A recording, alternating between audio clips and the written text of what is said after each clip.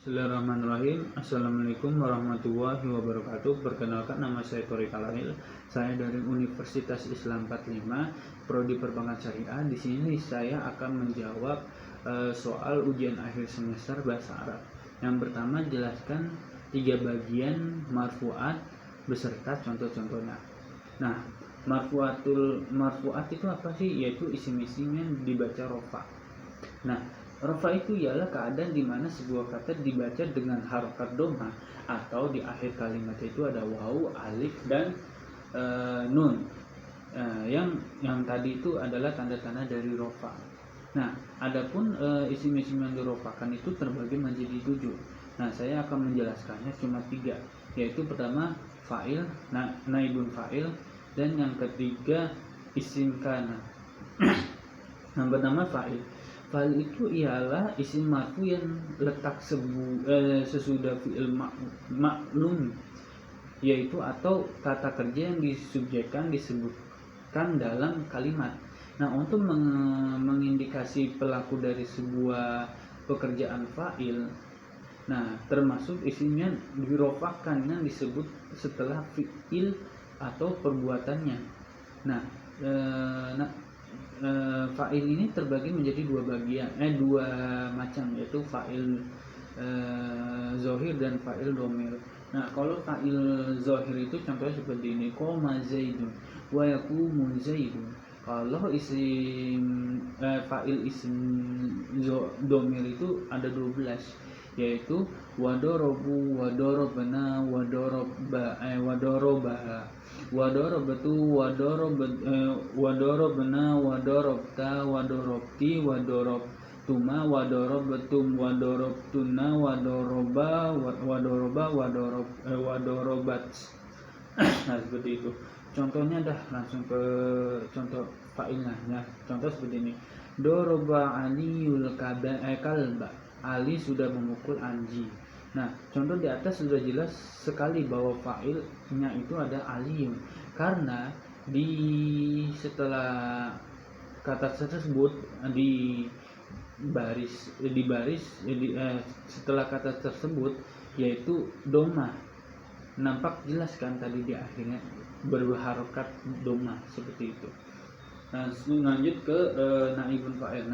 Naibun fa'il itu adalah isim marfu yang letak sesudah fi'il majrur atau kata kerja yang subjeknya disembunyikan dan diganti dengan objeknya, yang kemudian objek tersebut disebut juga dengan naibun fa'il. Nah, dalam bahasa Indonesia itu dinamakan kalimat fasih. Nah, untuk mengindikasikan orang yang dikenai pekerjaan, naibun fa'il ini adalah isim yang dirofakan yang tidak disebut bersamanya. Fa'ilnya jika isim madi, maka huruf pertamanya didomakan dan satu huruf sebelum huruf terakhir dikasrohkan. Nah, contoh seperti ini: duribal kalbu, anjing tersebut telah dipukul. Contoh di atas itu sebenarnya itu bentuk lain dari contoh di poin pertama. Hanya saja fi'il yang ada pada contoh kedua ini menggunakan fi'il majhul sebagai kata, yaitu kalbu, yang tadinya menjadi maf'ul atau objek sekarang menjadi naibun fa'il. Nah, dengan mempunyai kedudukan rofa, sama halnya seperti fa'il karena ia mewakili fa'il sesuai dengan namanya, atau naibun fa'il, pengganti fa'il. Nah, naibun fa'il itu terbagi menjadi 2 bagian, yaitu pertama zohir dan domir. Nah, kalau zohir contohnya seperti ini: duriba zaida, Zaid telah dipukul. Kalau yang domirnya seperti ini: duribatu wa duribna, seperti itu. Langsung ke isim kana. Nah, isim kana itu apa sih? Yaitu kana dan saudari-saudarinya itu adalah fiil-fiil yang masuk pada rangkaian mubtada dan khobar sampai merofakkan mubtada dan menasobkan khobar. Nah, mubtada yang sudah dirofakan oleh kana dan saudari-saudarinya itu dikenal dengan isim kana. khobar yang sudah dinasabkan oleh kana dan saudari-saudarinya dikenal dengan khobar kana. Contoh seperti ini. Allahu alimun kana Allahu alimi. Kana Allahu alim. Nah, Allahu. Nah, dari mubtada menjadi isim kana sesudah didahulukan kana. Nah, alima. Nah, khobar kana menduduki posisi mansub sesudah ada kana. Nah, fungsi kana wa akhwatuha itu yaitu adalah ini merofakkan isim kana dan menasabkan khobar kana. Nah, perhatikan contoh berikut. Kana sebelum kemasukan kana. Muhammadun karimun. Contoh di atas ada susunan mubtada dan khobar mubtada, yaitu Muhammadun dan khobar karimun. Nah, setelah ada kananya, wa kana Allahu ghafurur rahim. Nah, setelah kemasukan kana maka ada perubahan istilah. Mubtada berubah menjadi isim kana dan khobar menjadi khobar kana. Nah, seperti itu aja pertanyaan yang pertama. Lanjut ke pertanyaan yang kedua. Oke, lanjut ke soal yang ketiga, yaitu jelaskan 3 bagian mansubat beserta contoh-contohnya. Nah, yang pertama murobat terkait mansubat, yaitu menurut para ahli ilmu nahwu itu isim itu terbagi menjadi 2, ya. Yang pertama murob, yang kedua mabni. Tidak ada isim yang satu saja di tengah antara murob ataupun mabni. Nah, murob itu adalah kalimat yang berubah akhirnya sebab amil-amil yang masuk padanya. Nah, isim-isim yang dinasabkan. Nah, ini apa sih nasab? Yaitu nasab ialah keadaan di mana sebuah kata dibaca dengan harokat fathah atau hukum asli kasro, ataupun di akhir kata ada huruf alif, ya, ataupun dibuangnya nun, yang adalah tanda-tanda nasab itu sendiri. Nah, isim mansub itu ialah isim yang dinasabkan. Alasan dinasabkannya itu karena ya kata-kata mansub itu menempati kedudukan dalam kalimat yang menuntut isim tersebut berirob nasab. Jadi dituntut itu harus berirob nasab. Itu lanjut. Nah, isim-isim yang dinasabkan itu terbagi menjadi 15. Nah, di sini saya akan menjelaskan 3 saja. Yang pertama maf'ul bih, yang kedua zorof zaman, yang ketiga zorof makan. Nah, maf'ul bi. Nah, maf'ul bi ini termasuk isim yang dinasabkan karena maf'ul bi itu yaitu isim yang menunjukkan pada orang atau sesuatu yang dikenai suatu perbuatan. Dengan kata lain, maf'ul bi itu yaitu objek. Misal seperti ini. Qoro'at tolibu risalata, artinya telah membaca oleh murid akan surat. Maka yang menjadi maf'ul binya itu adalah kata risalata. Nah, contoh lain seperti ini. Dorobatu Zaidan, telah memukul oleh aku akan Zaidan. Nah, seperti itu contohnya lah yang tadi. Lanjut ke zorof zaman. Nah, zorof itu apa sih? Yaitu zorof atau yang biasa disebut dengan maf'ul fi'il itu secara fi'il itu secara sederhana ya ialah kata keterangan baik waktu maupun tempat. Nah, zorof itu terbagi ya menjadi 2 yang tadi saya sebutkan. Yang pertama ya zorof zaman dan makam.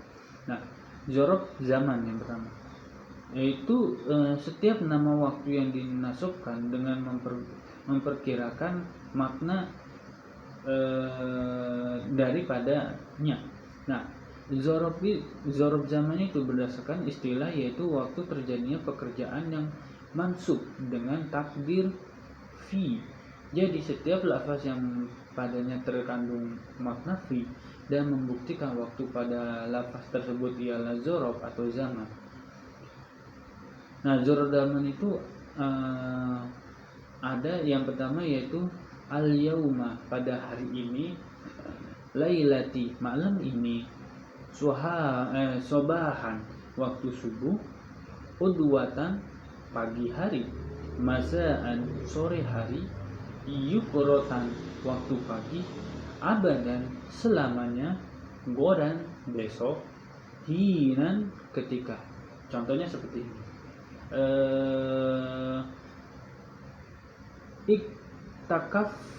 Iktakaful laili, lailati, iktakaful lailati, aku beriktikaf pada malam hari. Nah, contoh yang kedua seperti ini. Roja'atu yaumal khomisi, aku pulang pada hari Kamis. Seperti itu. Lanjut yang kedua, zorob makan. Nah, dalam kitab Jurumiyah ini didefinisikan sebagai berikut. Ialah isim zorob makan itu ialah isimnya menunjukkan tempat yang dinasabkan dengan memperkirakan fi atau zorofiyah.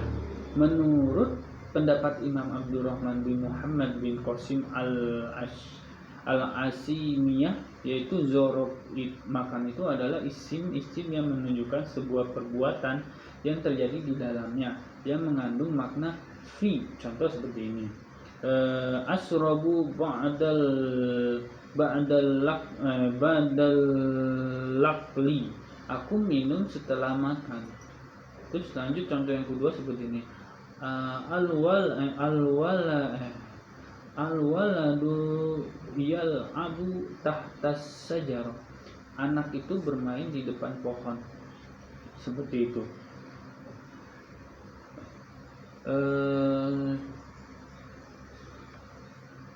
Oke, cukup sekian pertanyaan yang kedua. Lanjut ke pertanyaan yang ketiga. Oke, saya akan melanjutkan pertanyaan yang ketiga, yaitu jelaskan apa itu majrur, bagi-bagiannya dan contohnya dengan lengkap. Yaitu yang pertama, majrur. Majrur itu apa sih? Yaitu isim majrur didefinisikan itu sebagai kata yang ditarik atau diturunkan. Nah, jika melihat dari sisi ilmu nahwunya, itu majrur itu suatu isim yang memiliki harokat jar atau kasroh. Nah, tandanya itu bukan hanya kasroh saja, bisa fathah ataupun ya. Nah, kasroh ini kan memiliki tanda i'rab khafat pada 3 tempat, yaitu isim mufrad, jamak taksir dan jamak muannas salim. Nah, kalau fathah ini kan i'rab khafatnya kan ditandai dengan fathah pada isim ghair musyarrif. Nah, isim ghair musyarrif ini kan adalah isim yang tidak diikuti oleh tanwin maupun alif lam. Seperti itu. Lanjut ke ya itu kan memiliki tanda i'rab khafat pada 3 tempat, yaitu musanna, jamak muzakkar salim dan isim 5. Nah, majrur ini kan terbagi 3, yaitu al-majrur bil harfin jarin, al-majrur bil idhofah dan al-matawa bil majrurin. Nah, yang pertama al-majrur bil harfin jarin. Nah, al-majrur bil harfin jarin ini kan adalah huruf jar, yaitu huruf yang membuat kata benda isim baris akhirnya itu menjadi kasroh. Seperti itu. Nah, huruf jar ini apa aja? Yaitu min, ila, an, ala, fi, ka dan lain-lain. Nah, contoh seperti huruf min. Ya, huruf jar yang min. Arji'u minal masjidi, saya pulang dari masjid. Nah, kan huruf jarnya sudah jelas, yaitu mina. Nah, kenapa bisa mina? Nah, apabila setelah min itu merupakan isim yang tidak diikuti oleh alif lam, maka akan dibaca mim nunnya itu disukun. Nah, kalau min nunnya itu diikuti dengan alif lam, maka min nunnya itu dibaca fathah. Nah, terus al-majrur bil idhofah. Al-majrur bil idhofah ini yaitu bertemunya antara dua isim dengan huruf keduanya itu berbaris jar, dan huruf yang pertama yaitu mudhof dan huruf yang kedua itu mudhofun ilaih. Contoh seperti ghurfatul naumi. Nah, artinya kan kamar mandi. Nah, kata ghurfatun ini ya termasuk mudhof, dan kata naum ini itu termasuk mudhofun ilaih. Dari contoh di atas juga, dari contoh yang tadi itu mudhof ilaih itu selalu majrur dengan ditandai oleh kasroh di akhir kalimat ya. Nah, syarat-syarat idhofah, yang pertama huruf yang pertama itu harus nakiro, nggak boleh ada ma'rifah. Contoh seperti gini, gulamur rojuli, itu kan rojulinya itu nggak ada gulamu itu nggak ada alif lam di kata pertamanya. Kalau ada alif lam itu bukan termasuk idhofah. Nah, yang kedua yaitu huruf yang kedua ini boleh ma'rifah, boleh nakiro. Contoh seperti ini, syahrul ramadhani, naumul laili. Nah, itu seperti itu kan di baris keduanya itu ada alif lamnya itu laili. Seperti itu. Lanjut ke tawabiul majrur ini apa sih? Nah, dinamakan dengan tawabi ini karena mengikuti apa yang ada sebelumnya. Nah, dalam hukum i'rab apabila kata sebelumnya ber-i'rab khafat, maka isim tawabinya juga harus khafat. Nah, isim tawabi ini kan terbagi menjadi 4, yaitu ada na'at, taukid, badal, dan atau. Nah, pertama yaitu na'at. Apa sih itu na'at? Yaitu isim tabi yang menunjukkan sifat isim sebelumnya, atau disebut dengan man'ut. Na'at man'ut ya. Na'at ini mengikuti man'utnya pada i'rab bilangan jenis dan definisinya. Contoh seperti ini, haja baitun kabirun, artinya ini rumah yang besar. Nah, contoh yang tadi ini merupakan na'at yang mengikuti rofanya, doma kan. Nah, sekarang yang kasrohnya, zahabtu ilal masjidil kabiri, artinya saya pergi ke masjid agung. Nah, ini contoh di atas ini termasuk naat yang mengikuti majrurnya, yaitu kasroh. Seperti itu. Yang lanjut yaitu taukid. Taukid ini isim tabi yang tujuan itu menguatkan madbunya, sehingga orang-orang ini tidak bingung dengan pernyataan yang disampaikan. Jadi ini taukid ini mengulang lafaz-lafaz yang maknanya itu sama agar bisa lebih dipahami lafaz tersebut, ya bisa lebih dipahami lagi lafaz tersebut. Nah, huruf taukid itu ada 7, yaitu nafsi, ainu, kala, kulta, kulu, jami'un, amatu. Nah, contoh seperti ini, ja'a ahmadun nafsuhu, Ahmad benar-benar sudah tidak sendiri, benar-benar sudah datang sendiri. Nah, lanjut, itu kan ada benar-benar. Kalau Ahmad benar sudah datang sendiri, benar-benar itu untuk meyakinkan. Nah, contoh yang kedua itu a'jabtu bitori koti mudarrisi nafsihi, yang benar-benar takjub dengan metode guru itu. Saya benar-benar takjub dengan metode guru itu. Nah, seperti itu.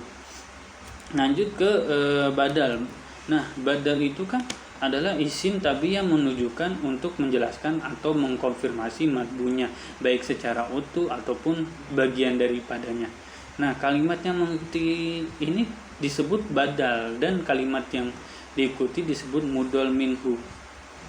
Contoh mutobiku, yaitu serupa. Contohnya seperti ini, salimtu ala akhika Muhammadin, aku salut pada saudaramu. Saudaranya siapa? Yaitu Muhammad. Nah, Muhammad ini kan si badalnya. Seperti itu. Nah, lanjut nih yang kedua, contoh yang kedua itu ba'du minkul, yaitu contoh seperti ini, jalastu ala kursi torfiha, saya duduk di kursi mana? Kursi kan banyak, itu ada tengah, samping, ujung. Nah, di sini dijelaskan ujung kursi torfiha, seperti itu. Lanjut yang selanjutnya itu atof. Nah, atof itu yaitu isim tabi yang disambungkan dengan madbunya oleh salah satu huruf atof. Disebut isim tabi karena ya dia mengikuti baris akhir kata sebelumnya. Nah, huruf atof itu terbagi menjadi 3. Wa, fa, suma, au, am, lah, lakin, bal, hatta. Contoh seperti ini. Contoh ininya aja ya. Ja'a Ahmadu fahasanu. Telah datang Ahmad kemudian Hasan. Nah, itu kan kata akhir barisnya itu mengikuti, yaitu mengikuti kata sebelumnya itu Ahmadu. Ahmadu dunya itu kan domah. Nah, maka fahasanu nunya itu domah juga, seperti itu. Nah, oke, cukup sekian pertanyaan yang ketiga. Lanjut akan pertanyaan yang keempat. Oke, lanjut pertanyaan yang keempat, yaitu jelaskan al-mazumat, bagi bagiannya dan contohnya. Nah, al-mazumat ini kan yaitu secara bahasa itu kata al-jazm, al-jazmu yang bermakna al-qat'u, yaitu memutus atau memastikan. Kalau dalam istilah ilmu nahwu itu yang dimaksud dengan jazm itu adalah perubahan khusus yang ditandai dengan harokat sukun di akhir kata atau di tanda lain yang menggantikannya. Nah, i'rab jazm ini kan hanya ada pada fi'il mudhari atau kata kerja sekarang atau kata akan datang, yang akan datang lah, dan tidak ada pada isim, baik pada isim yaitu kata benda atau jenis fi'il yang lainnya seperti madi ataupun amal. Nah, huruf jazm itu ada 5, yaitu yang pertama in jika, lam tidak, lama belum, lamu amri yaitu lam perintah, la nahyi itu lam larangan. Itu. Nah, huruf di atas itu letaknya sebelum fi'il mudhari ya. Jadi sebelum fi'il mudhari hurufnya udah ada. Nah, bentuk-bentuk mazum yang pada fi'il mudhari yaitu pada fi'il mudhari yang huruf akhirnya itu sahih, yaitu bentuknya adalah huruf akhir menjadi sukun. Contoh pertama marfunya yasrobu, yasrobu artinya minum. Yang kedua mazumnya yaitu lam yashrob, lam yashrob artinya tidak minum. Nah, itu kan sebelum kata fi'il mudhari'nya itu ada huruf mazum yaitu lam. Jadi yang tadinya bunyi itu berbaris doma sekarang menjadi berbaris sukun karena ada huruf mazum. Yang kedua itu fi'il mudhari yang 5. Nah, bentuknya ini adalah menghilangkan huruf nun yang terakhir. Nun yang terakhir ya. Yang contohnya seperti ini dah. Marfunya ya. Yazhabani. Yazhabani itu artinya 2 laki-laki pergi. Nah, kalau dikatakan dimasukkan huruf mazum, dia akan menjadi lam yazhaba, banyak jadi nunnya itu hilang. Nah, yang artinya tidak pergi. Lanjut ke fi'il mu'tal akhir waw. Nah, contoh seperti ini langsung contohnya. Yang pertama marfu, dari segi kata marfu itu yad'un, yad'u artinya memanggil. Nah, kalau dimasukkan huruf mazum lam yad'u, tidak memanggil. Jadi wawunya yang tadinya ada menjadi tidak ada, yaitu fi'il mu'tal itu menghilangkan suatu waw di akhir waw lah pokoknya, menghilangkan wawnya lah. Yang lanjutnya itu fi'il yang akhirnya ya, berbaris akhir ya. Kalau dalam kata marfunya yaitu yahdi artinya bimbingan. Kalau dimasukkan huruf mazum itu menjadi lam yahdi, tidak membimbing, seperti itu. Nah, lanjut fi'il mu'tal yang akhirnya alif. Nah, huruf akhir itu alif ataupun alif yang kayak ya gitulah. Nah, pertama huruf mazum kalimat marfunya yaitu yardo, artinya rela. Nah, kalau ketika dimasukkan huruf mazum menjadi lam yardo, tidak rela. Jadi yang do-nya itu ada alif yang berbentuk seperti ya, sekarang udah hilang, cuma do-nya saja, tidak ada alif yang berbentuk ya. Seperti itu. Cukup sekian dari pertanyaan yang keempat, lanjut pertanyaan kelima. Lanjut ke pertanyaan yang terakhir, yaitu jelaskan apa itu na'at, taukid, dan badal beserta bagi-bagian dan contohnya. Nah, na'at itu yaitu na'at merupakan sebuah kata yang posisinya ada sesudah kata lain. Nah, tujuan menggunakan na'at ini adalah untuk menjelaskan makna dari kata sebelumnya atau yang memiliki hubungan satu sama lain. Nah, na'at ini terdiri dari dua bagian. Yang pertama na'at hakiki dan yang kedua na'at sababi. Nah, yang pertama adalah na'at hakiki. Nah, na'at hakiki itu apa sih? Yaitu na'at yang memiliki sifat seperti kata sebelumnya atau biasa dikenal dengan man'ut. Nah, dalam menggunakan na'at hakiki harus sesuai dengan beberapa hal penting, mulai dari i'rab, ma'rifat, nakirah, muannas, muzakkar, dan jumlahnya dan lain-lain lah. Nah, contoh seperti ini. Karruma rajulun alim, mulia orang laki-laki yang alim. Nah, maksudnya apa itu?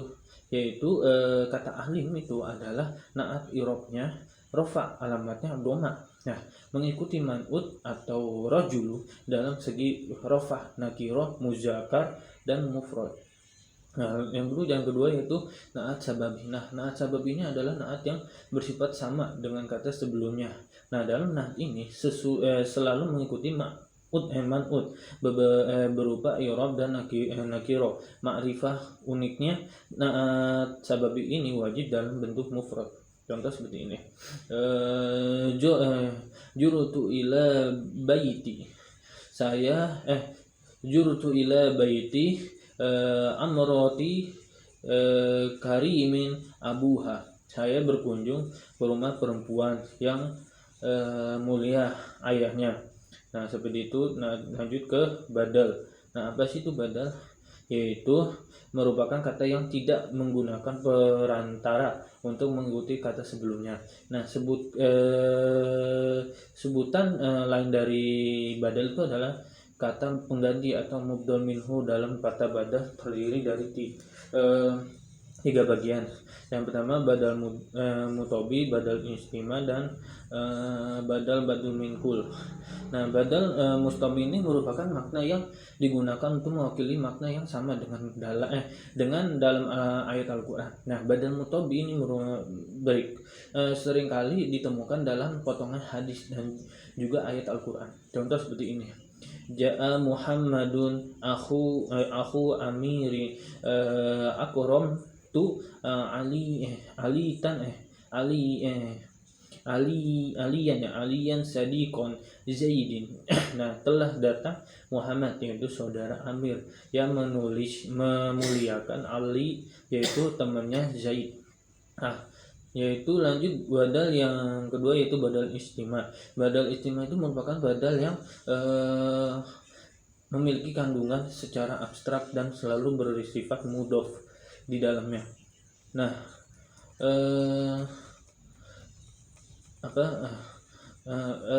mudhof tersebut harus berupa domir dan mudhof minhu. Contoh seperti ini. Attasa'a aliyun ilmuhu staharo aliyun saja'atuhu. Luas Sayyidina Ali, yaitu ilmunya.